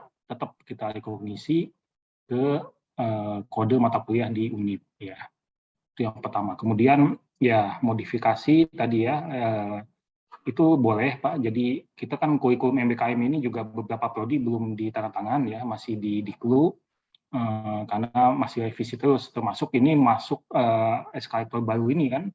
Ini saran saya di setiap prodi dimasukkan ya. Mata kuliah pilihan tersebut dimasukkan ke kurikulum MBKM. Meskipun sekarang mungkin belum perlu ya, siapa tahu ke depannya kan kita butuh 20 SKS rekognisi itu ya, dan itu merupakan emergency exit yang paling mudah. Nah, jadi saran saya direvisi lagi atau kasih adendum ya kurikulumnya, modifikasi Itu bisa lampirannya asal aja, Prof. apa? Lampiran dari SK Rektor itu aja yang perlu kita revisi. Ya, itu kalau tidak. boleh ada lampiran berarti lebih mudah Nah, ya. yang Lampiran kurikulum SK. kemarin kan baru lampiran. Beberapa prodi memang ada yang mau direvisi sedikit. Kalau SK-nya mungkin tetap Pak. Mungkin begitu aja Iya. solusinya. Kan lampiran itu daftar mata kuliah. Betul. Masukkan ke lampiran aja yang 20 itu. Meskipun sekarang belum perlu, saya sarankan memudahkan ke depannya dimasukkan ya. Jadi silakan dimasukkan, dimodifikasi masih boleh ya. Yang pasti mata kuliah yang ada di transkrip mahasiswa yang bersangkutan itu semua ada di kurikulum prodi ya. Jangan sampai kuliah di geofisika nanti muncul mata kuliah hukum pidana. Nah, itu kan nggak cocok ya. Dan di kurikulum nggak ada. Jangan sampai di transkrip seperti itu. Ini geofisika kok belajar hukum pidana gitu kan. Nah, kemudian yang terakhir tentang KKN, perusahaan tadi ya. Nah, ini nanti mungkin bisa dikonfirmasi Pak Andi ya. Karena KKN ini kan tadi community service ya. Apakah di perusahaan itu Pak Andi dan kawan-kawan tim P3 KKN bisa menganggap bahwa itu sudah masuk ke arena KKN atau belum? Nanti mohon bantuannya dari Pak Andi ya. Kalau misalnya bisa ya alhamdulillah. Kalau bisa berarti misalnya 4 SKS KKN ya, berarti sisanya tinggal 16 SKS. Silakan dicari dari tempat lain ya. Masuk saya kira bisa dari soft skill itu kita pecah. Kalau KKN yang 4 berarti ambil aja 16. Nanti mungkin Pak Julius bisa konfirmasi juga ya.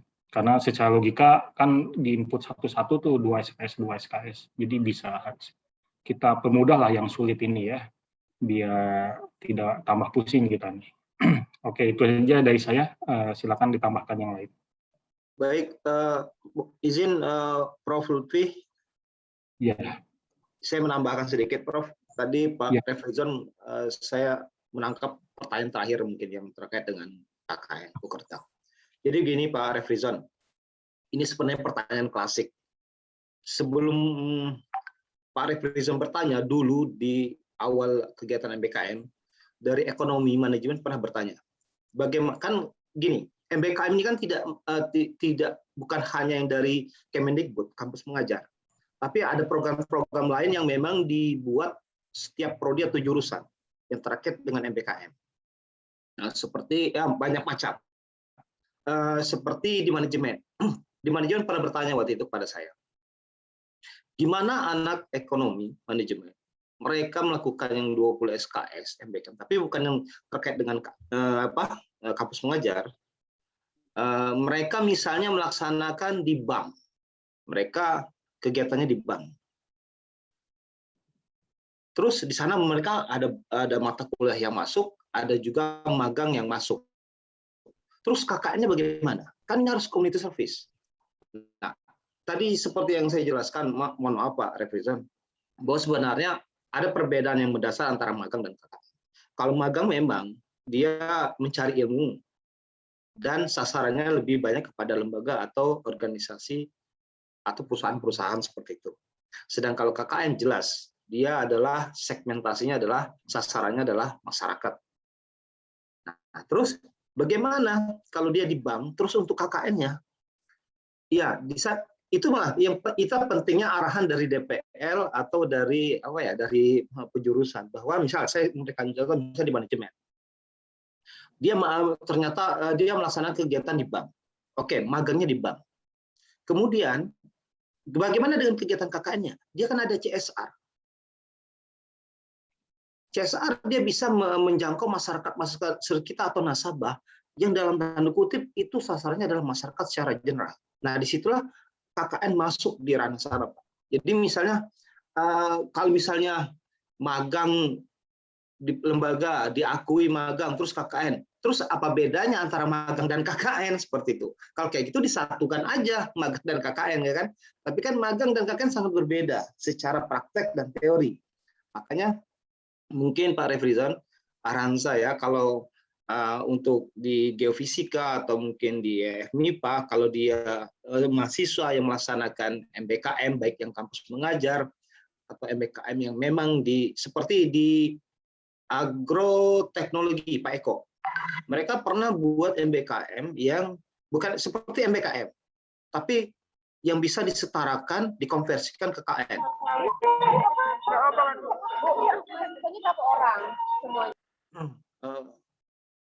Oke. Jadi mereka melaksanakan magang di Batu Malang. Silahkan. Tapi yang jelas di sana juga mereka melaksanakan kegiatan KKN. Nah, di sanalah peran dari Prodi mengarahkan bagaimana DPL-nya khususnya mengarahkan mana kegiatan yang magang, mana kegiatan yang KKN. Kayak gitu Pak Refrizon. Terus yang ini saya mohon maaf baru baca chat pesan di sini program magang Python. Ya pada dasarnya kalau tidak tidak ada irisannya dengan masyarakat itu tidak bisa dikatakan KKN. Kalau misal masih bisa diklaim dengan KKN itu tadi apa bedanya magang dan KKN? Oke, gitu kita satukan saja magang dan KKN.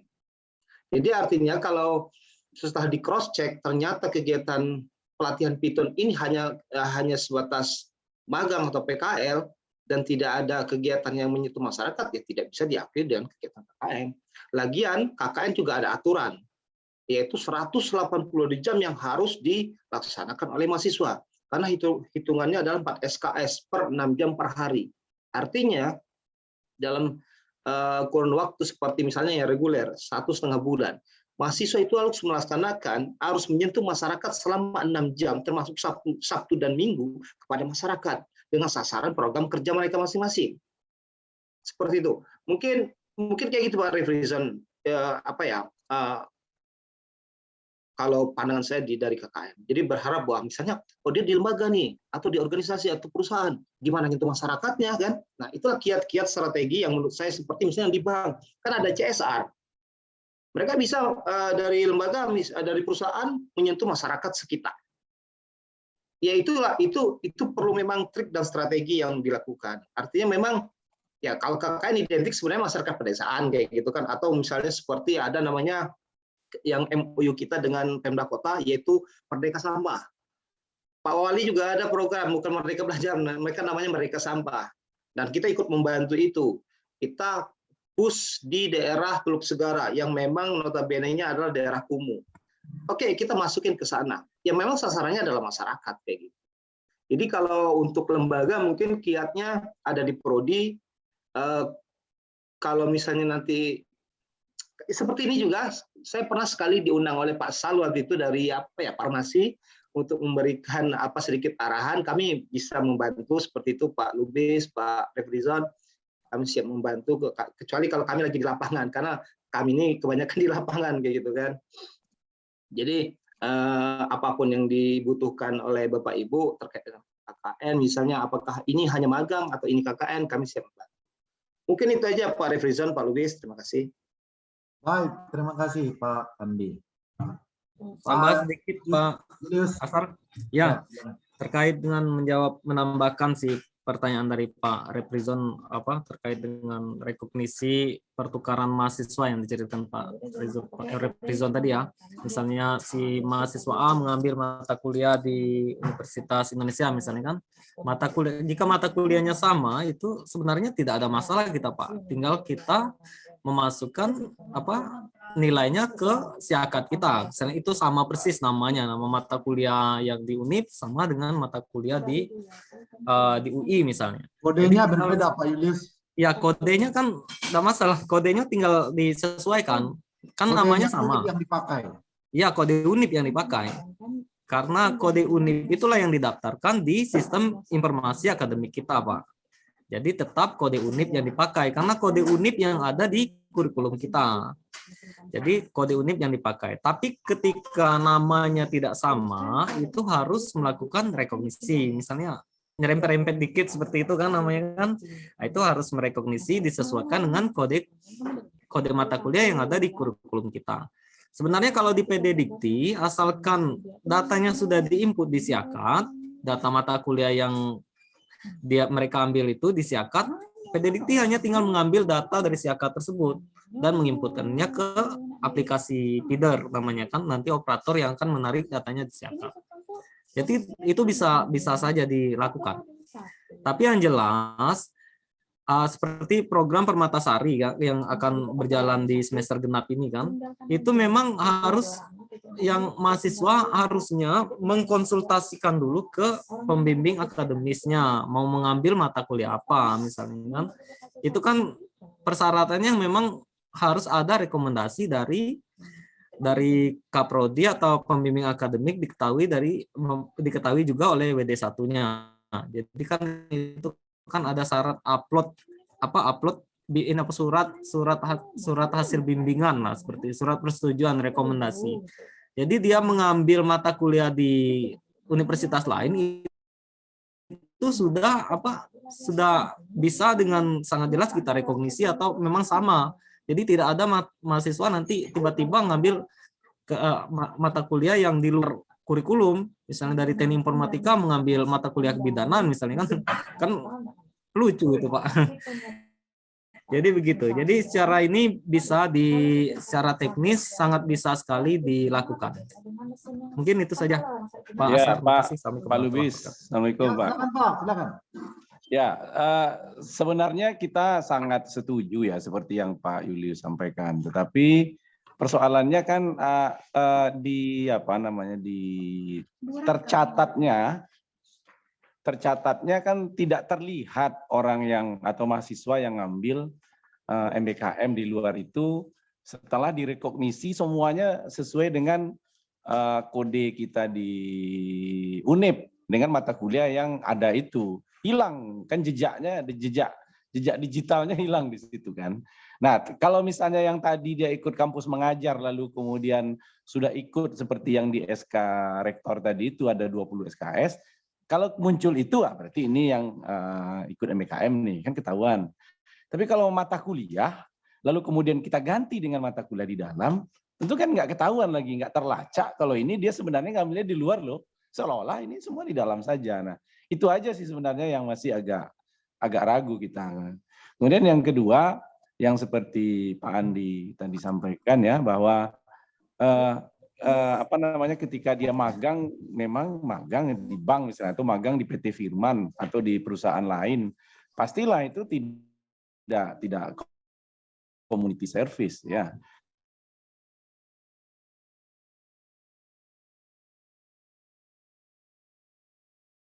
Tetapi itu memang direkognisi sebagai KKN. Tapi kenapa ketika MBKM kok bisa KKN masuk? Ya kan? Nah, kan terasa agak jomplang di situ. Padahal emangnya kampus mengajar dari situ community service karena ngajar gitu. Karena ngajar siswa lalu ada community services-nya. Tapi ya nggak tahu lah. Saya hanya melihat bahwa ada sedikit kejanggalan saja. Mungkin itu yang masih mengganjal bagi saya. Ya itu aja Pak. Menambahkan Pak Asar menjawab. Ya. Jadi ya, begini. Mungkin siapa dulu? Julius apa Pak? Saya duluan atau? Pak Julius dulu. Ya, Baik, baik. yes. Ya, baik. Makasih Pak Andi. Jadi begini, menjawab yang seperti yang tanya Pak Represen tadi, bahwa seperti hilang begitu saja. Sebenarnya tidak hilang seperti itu, Pak. Di PDDikti di statusnya bisa kita statuskan aktivitas kuliah mahasiswa mengikuti kampus Merdeka yang pertukaran mahasiswa tersebut. Jadi kalau kan IKU itu kan biasanya dihitung bukan dari siakat kita, Pak. Jadi pemerintah itu pihak kementerian itu mengambil data IKU itu adalah data pangkalan data pendidikan tinggi, bukan data dari siakat. Jadi di data pangkalan data pendidikan tinggi itu ada slot namanya aktivitas kuliah mahasiswa.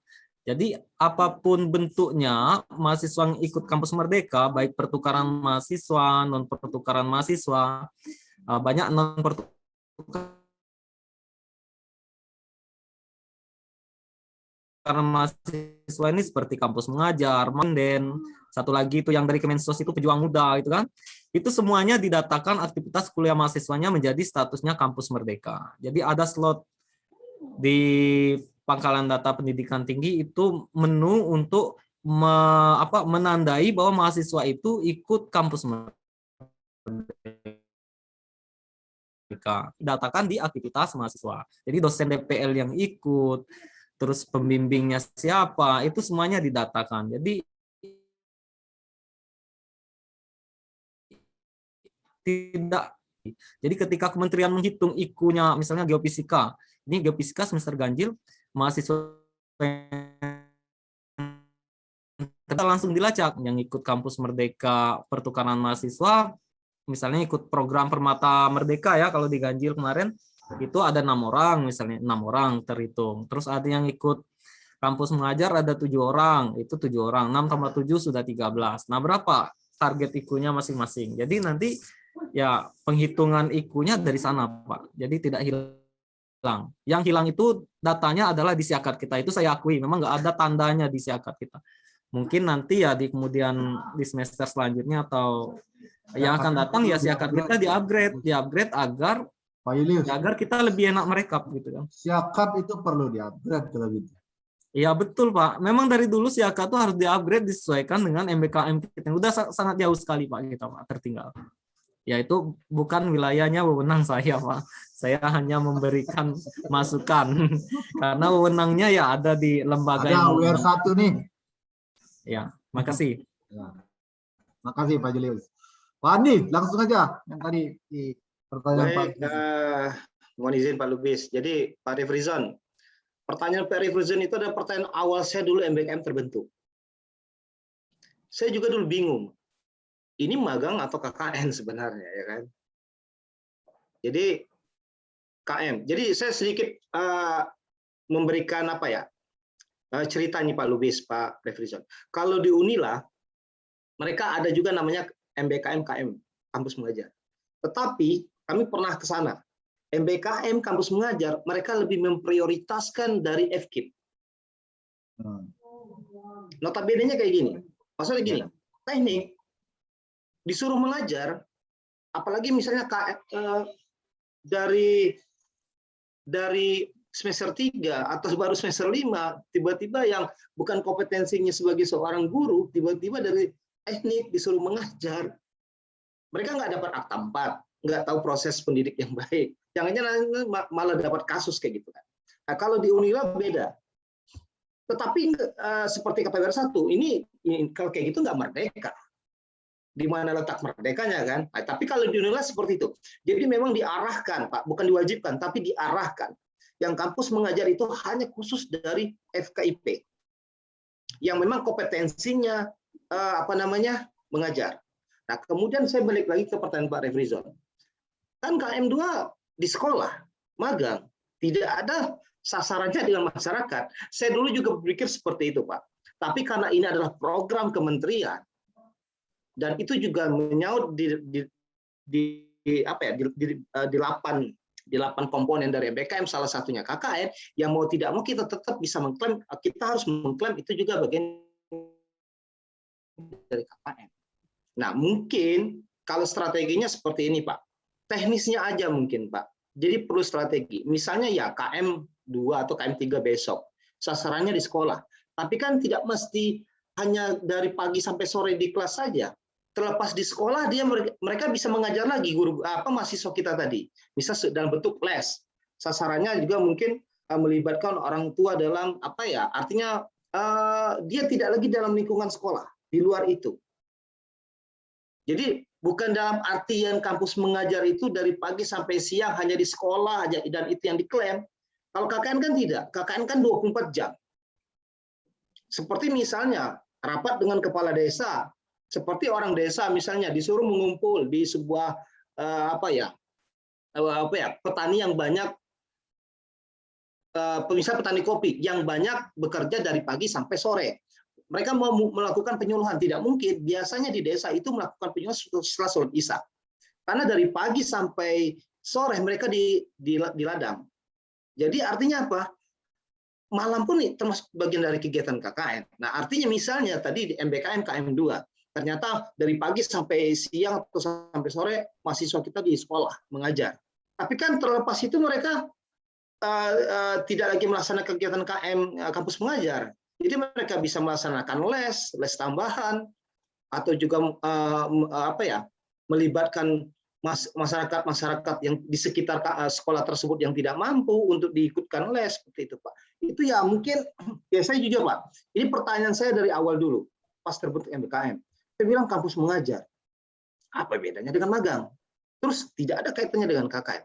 Tapi artinya banyak kiat-kiat yang bisa dimasukkan kegiatan KKN di sana. Dan artinya banyak strategi yang mesti dilakukan yang tidak tercatat di dalam panduan MBK. Jadi karena memang pada prinsipnya KKN dengan magang sangat berbeda. Magang yang melaksanakan mencari ilmu, sedangkan kalau KKN adalah mentransfer ilmu kepada masyarakat, memberikan inovasi kepada masyarakat. Di sana karena di sanalah tridharma perguruan tinggi, pengabdian kepada masyarakat. Mungkin kayak gitu, Pak Lubis. Jadi artinya sebenarnya banyak beberapa trik dan strategi yang bisa dilaksanakan. Bukan berarti kata Pak Refrison kan kalau kayak gitu sama aja dengan magang dong. Kok tidak adil, tidak ada perbedaannya kayak gitu kan? Ya maksud saya begini. Oke lah, dari pagi sampai siang tadi mereka KM. Setelah itu kan mereka bisa ada waktu luang sampai malam. Mereka bisa melaksanakan kegiatan dengan masyarakat, memberikan les tambahan kepada siswa kayak gitu. Mungkin kayak gitu, Pak Luis. Terima kasih. Mungkin Pak Adi, silakan itu menarik sekali tuh Pak Adi. Mungkin supaya kita juga di prodi di fakultas nggak bingung juga, perlu juga di rambu-rambu supaya KKN itu bisa rekognisi 4 SKS itu apa dan nanti seperti apa. Mungkin dari KKN itu perlu juga itu Pak. Misalnya seperti tadi kan menarik itu, meskipun dia magang, tapi apa CSR yang bisa dilakukan sewaktu dia magang, kan? Yang bisa diklaim untuk kegiatan KKN. Sehingga nanti orang dari pihak KKN bisa merekognisi itu sebagai kegiatan KKN dan bisa dimasukkan nilainya. Mungkin itu perlu Pak, arah kebijakan dari pihak KKN ini seperti apa supaya bisa direkognisi. Mungkin itu suplemennya nanti perlu Pak. Kalau bisa maaf Pak Lubis, ya, Pak. Kalau untuk panduan kita, kalau KKN itu sangat detail Pak. Kalau untuk kita, cuma memang kalau maksud saya itu yang kegiatan magang seperti kata Pak Presiden tadi, kegiatan MBKM yang lain, seperti apa yang bisa diklaim, ya misalkan magang kemana, kan harus gimana magangnya itu. Nah itu bukan tupoksi dari kami Pak. Jadi kami kalau di MBKM kami hanya sebagai operator Pak. Kan berarti termasuk ke prodi yang lagi-lagi menghitungkan ini. Betul Pak, betul. Jadi kami hanya menerima nilai Pak kalau MBKM. Makanya kan di awal saya bilang di rapat kemarin, kami tidak dilibatkan. Di DPR pun kalau prodi mengirim nilai kan Pak Andi bakalan rekognisi kan 4 SKS itu apapun kegiatan di luar kampus katakan. Oke. Jadi kami tidak pernah ini Pak, tidak mengambil wilayah tersebut. Artinya kami di sini hanya sebagai operator. Kalau ada yang mau konversi penyetaraan dari prodi atau jurusan kami terima. Artinya itu sudah diseleksi dalam tahapan prodi. Karena Iya, itu kan kami tidak tahu. Lebih Misalnya gampang berarti. geofisika, kami nggak paham geofisika misalnya, paham prodi gitu kan. Iya, iya. Nah, Ya, seperti baik itu. Pak Andi. Ya, Berarti itu kan aja mungkin Pak Prodi, Lubis. kalau nanti ini dia ikut kampus mengajar, nanti mau direkognisi dia 4 SKS KKN, kita tinggal nyurati ke KKN kan, ini Betul Pak, ya, betul. itu lebih gampang. Ya, Bapak Ibu, yang lain silakan. Kalau masih ada, kalau enggak mungkin udah 12:30 juga, udah zuhur. Mungkin semoga kita dapat pencerahan, hal-hal yang lain juga nanti perlu juga kita bikin di fakultas rambu-rambunya. Saya coba drafting, nanti kirim Bapak Ibu apa nanti yang perlu ditambahin. Dari farmasi ada? Dari fisika? Statistik? Biologi? Pak statistik izin boleh Pak? Ya, silakan Bu, biar. Mau tanya ini, saya sebenarnya membayangkannya tidak boleh, tapi supaya lebih jelas aja. Jadi ada mahasiswa kami yang KM2 ya Pak ya. Nah, maunya kami kan seperti yang disampaikan Ibu Kajur tadi, Ibu Mulia, bahwa ikuti free form. Jadi nanti totalnya dia adalah 164 SKS.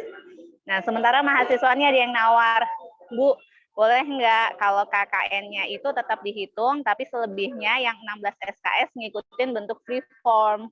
Itu gimana kira-kira Pak? Jadi kan campuran nih.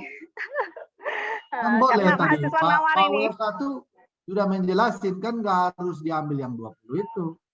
Boleh tadi di jawaban dari WR1, boleh dia apa, yang sisanya ngambil dari free form. Jadi 4 SKS aja ya Pak? Maksudnya? Oh gitu, oke baik Pak. Ya, misalnya kampus mengajar itu kan 20 SKS. Ya. Nanti itu mau direkognisi. Kira-kira ya lagi-lagi tadi Pak Andi bilang itu kan di prodi, direkognisi itu KKN, nanti kita suratin. Nah, yang 16 SKS lagi mau direkognisi kemana? Nanti kita suratin juga Pak Yulis untuk memasukkan itu. Tapi harapannya ke depan ya, semua itu by system lah kan, bukan surat lagi. Jadi boleh ya Pak campuran bentuk KKN dengan bentuk free formnya, berarti boleh ya, nggak harus KKN Kalau dengan maksud- yang direkognisi di mata kuliah prodi. Kalau arahan Dan, dari Iya. Pak Lutfi tadi seperti itu, Mungkin tapi silakan Pak Lutfi.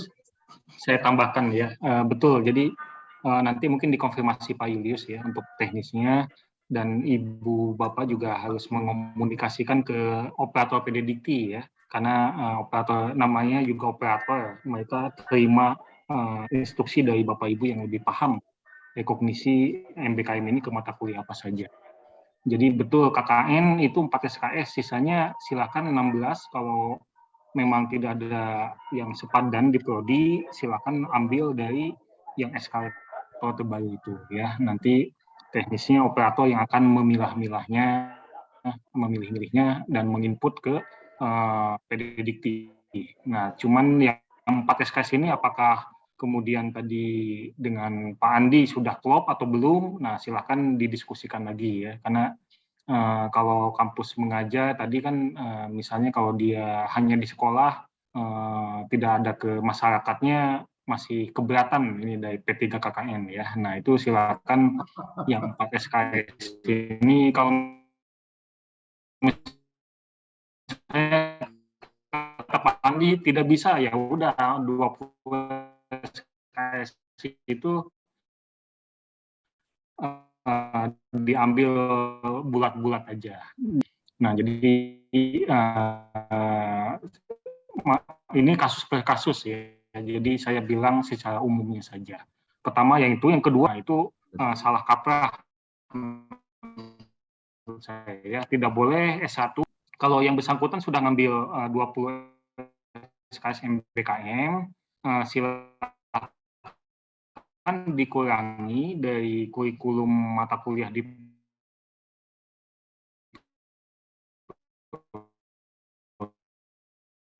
20 SKS, diikhlaskan untuk MBKM. Misalnya satu kuliah prodi ya, misalnya yang ada di tambah lama mahasiswa yang bersangkutan lulus dan total SKS melebihi SNDT ya. Nah, kalau misalnya mahasiswa yang bersangkutan rajin dan dia kuat, manajemen waktunya bagus, ya sisanya itu masuk ke SKPI ya, surat keterangan pendamping ijazah. Jangan dimasukkan ke skripsi melebihi ya. Tersebut bisa dicampur dengan KKN 4, 16 yang beda situ, silakan. Baik, terima kasih Pak Lutfi.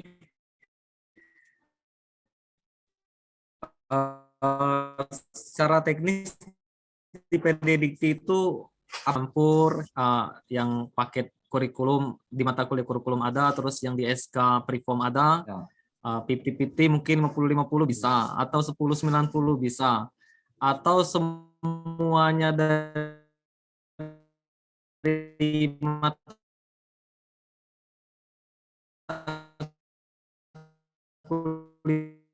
mata kuliah yang ada di kurikulum bisa batas jumlah SKS sesuai dengan peraturan rektor nomor 25 tahun 2020 ini saya share bahwa beban program studi untuk sarjana itu adalah paling sedikit 144 SKS dan sebanyak-banyaknya 100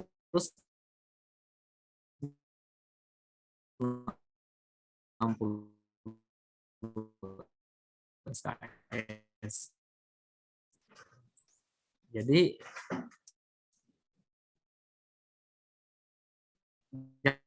jangan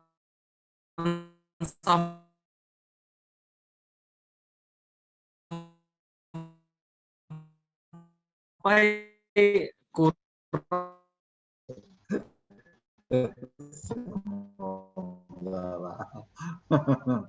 Ya. Masih ada Bapak Ibu yang lain, Bu Sri? Ada Pak, izin nanya Pak. Jelek ini, ada background gangguan background. Baik Pak, terkait dengan terakhir yang penyampaian dari Prof. Lutfi untuk pengambilan MBKM 20 SKS, ini kadang-kadang mahasiswa kan kalau mereka mengambil mata kuliah itu mereka tidak ngambil 20 SKS. Jadi mereka tuh hanya ngambil karena sekarang masih dalam sistem online. Jadi mereka paling hanya mengambil mungkin hanya 3, 1 atau 2 atau paling banyak 3 mata kuliah. Berarti kan belum tercapai 20 SKS untuk perkuliahan itu. Kemudian apa ambil untuk mata kuliah pertukaran pelajar itu? Apakah memang itu bisa dijumlahkan? Atau hanya boleh sekali mengambil untuk pertukaran pembelajaran seperti itu? Itu yang pertama. Kemudian yang kedua lagi, kalau mereka mungkin tadi ya, tadi kan kita sudah bahas bahwa kalau mengambil kegiatan seperti kampus mengajar, mungkin kampus mengajar kemarin sudah kita bicarakan juga, kita merekognisinya. Oke, kita abaikan. Misalnya mereka magang atau kegiatan lain. Nah, itu memang nantinya kalau memang mereka ngambil itu berarti kan itu kita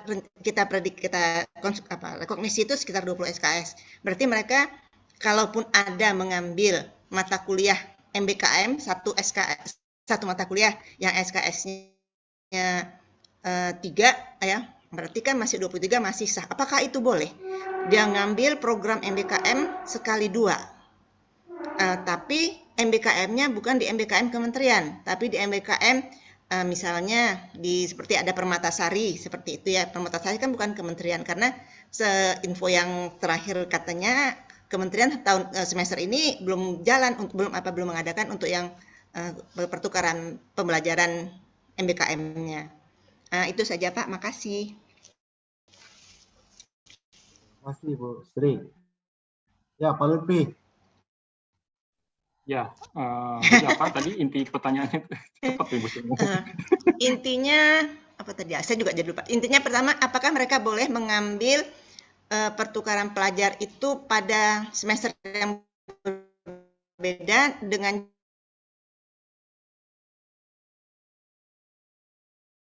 jumlah untuk yang pertukaran pembelajaran SKS, kemudian semester depan mereka ngambil lagi 6 SKS dengan pembelajaran juga. Yang pertama, kemudian yang kedua, apakah boleh mengambil satu kali pengambilan, sekarang misalnya magang, kemudian magang kan 20 rencana konversi. Kemudian mereka mengambil tambah karena mereka bisa ngambil 24. Jadi mereka menambah satu mata kuliah lagi sebesar 3 SKS. Berarti kan 23 SKS. Apakah boleh dengan dua model MBKM? Seperti itu. Terima kasih. Kasih ya. Yang dinilai itu kan satu mahasiswa selama dia kuliah di UNIP, nah itu 20 SKS MBKM minimal ya, maksimal 60 SKS 3 semester. Kalau Tapi kurang nggak diakui ya Pak ya? Ya, tidak diakui ya, tapi iya 20 SKS saja kita pusing ya, apalagi 60 SKS ya, wah udah. Enggak, maksudnya kurang dari 20 itu Pak, kurang dari gitu. Pak. Ya. Nah, nanti Pak Julius bisa konfirmasi, mungkin bisa jawab, silakan Pak Julius. Kalau pengakuannya itu sebenarnya kan 20 SKS ini kan 20 SKS yang ditargetkan minimal. Itu kan pertukaran mas seperti Permatasari itu paling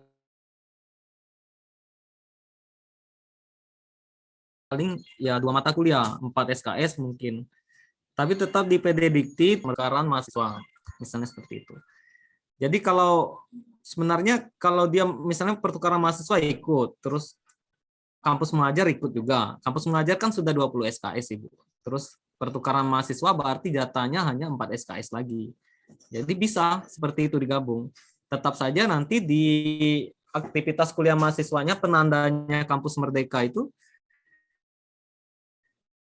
dia ikut kampus Merdeka itu di set kampus Merdeka. Dihitung apa 20 SKS itu, entah gimana nanti mereka menghitungnya. Mungkin dari total SKS, kalau konversi itu memang harus 20 SKS agar bisa diakui. Jadi seperti kampus mengajar, kalau seandainya tidak kita konversi, rekognisi, itu tidak jadi IKU-nya UNIP. Jadi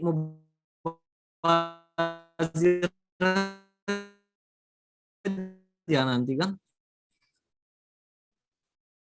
penandanya 20 SKS itu dihitung dari mana? Karena hasil rekognisinya nggak kita inputkan. Jadi mubazir aja dia berjalan itu kan semester ganjil. Ya nggak dihitung jadi IKU. Yang pertukaran mahasiswa itu saya belum tahu itu, Kak. Saya belum tahu yang itu penghitungannya. Tapi yang jelas kalau yang non pertukaran mahasiswa seperti kampus mengajar, magang, studi independen, pejuang muda itu banyak kan namanya, banyaknya saya lupa juga kadang nama-namanya itu. Jadi memang harus dikonversi ke dalam satu semester berjalan. Di rank semester dia mengambil, Bu. Jadi tidak bisa nanti misalnya kampus mengajar 2, nantilah direkognisi di semester ini aja, di semester ganjil, di semester genap ini yang akan berjalan. Itu nggak bisa. Karena SK-nya itu ada di semester ganjil. Jadi harus dikonversi di semester ganjil ini.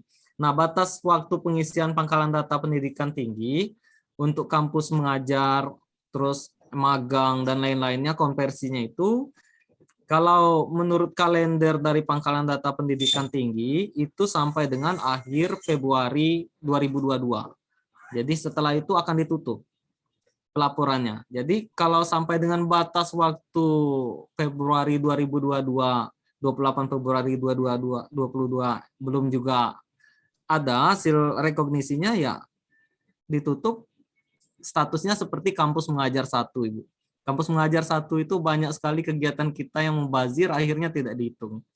Karena kita tidak merekognisi mata kuliahnya, jadi tidak menjadi IKU nomor 2. Yang kampus mengajar 1 banyak padahal itu kemarin itu. Rugi sekali, sayang sekali. Ya mudah-mudahan di kampus mengajar yang 2 ini kita dapat maksimal mendapatkan IKU dari sana, IKU nomor 2. Kita sedikit sekali kemarin IKU nomor 2-nya. Kita ranking dari berapa itu kan kemarin penilaian IKU itu, kita ranking 5 dari 33 universitas. Alhamdulillah dapat juga berarti. Terima kasih. Assalamualaikum warahmatullahi wabarakatuh. Perlu tuh Pak Julius tuh dibagi-bagi ke prodi itu hadiahnya. Hadiah yang mana Bapak? Saya aja nggak dapat Bapak.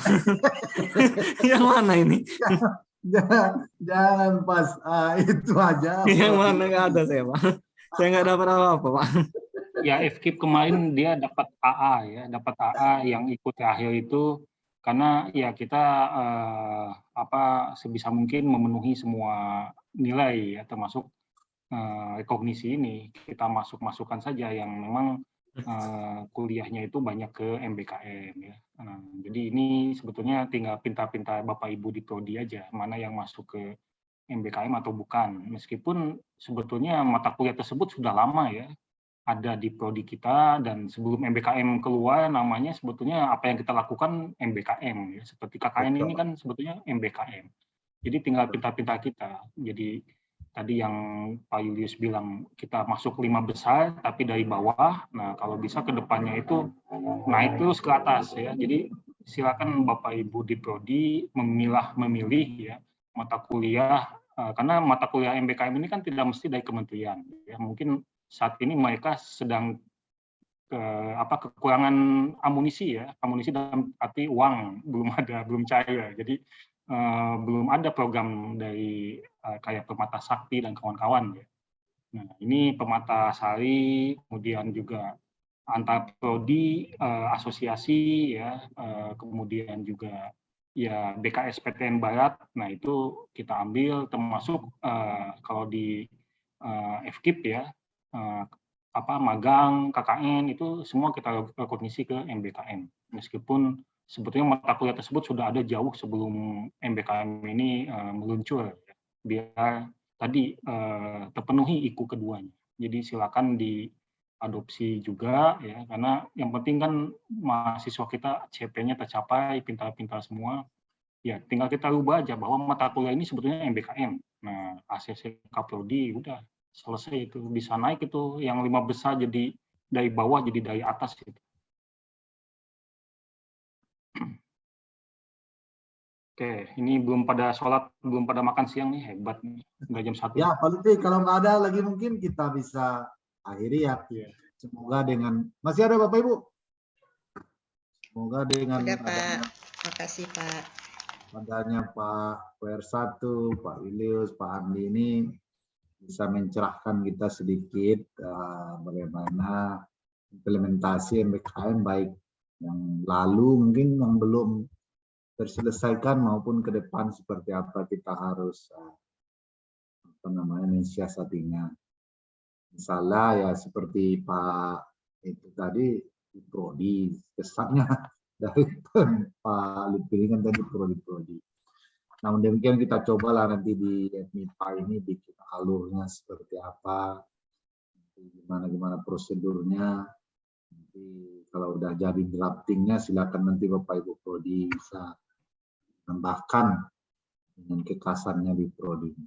Mungkin itu saja kesimpulannya hari ini. Semoga dengan pertemuan ini bisa menambah pengetahuan kita, persamaan persepsi terhadap implementasi MBKM ini. Saya secara pribadi maupun dari MIPA mengucapkan terima kasih pada Pak Lutfi, Pak Andi, Pak Julius sudah memperlihatkan bagaimana siapnya support meskipun itu masih melalui dari operator ya. Alhamdulillah dari hari ke hari ada perbaikan. Mungkin itu saja Bapak Ibu. Terima kasih Bapak Ibu Prodi, Kajur sudah memenuhi